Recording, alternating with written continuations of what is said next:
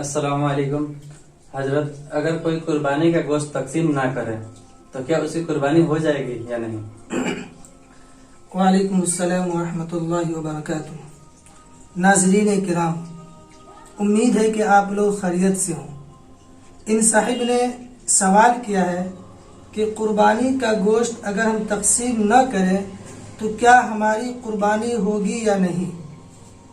मुआशरे के अंदर ये बात फैली रहती है कि हमने कुर्बानी का गोश्त तकसीम नहीं किया है तो हमारी कुर्बानी नहीं हुई। ये वजह नहीं है। आदमी कुर्बानी का गोश्त तकसीम करे या न करे, करे तो अफजल है, और नहीं किया है तब भी उसकी कुर्बानी हो जाएगी। अब ये मसला है कि कुर्बानी का गोश्त जो है हम कहाँ तकसीम करें, है ना।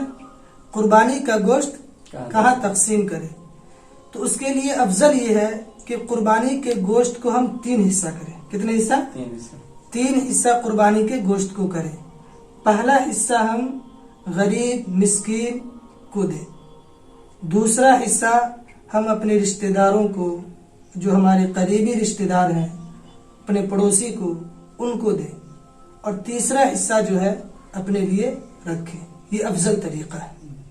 अगर उस गांव में मिस्कीन गरीब ना हो तो क्या करें?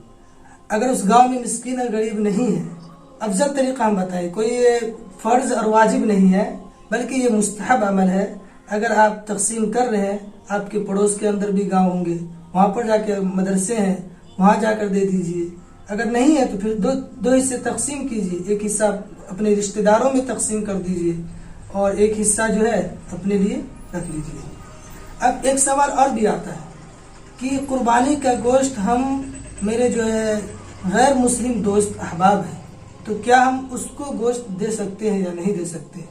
तो कुर्बानी का गोश्त जो है हम अपने गैर मुस्लिम दोस्त अहबाब को वो गोश्त दे सकते हैं।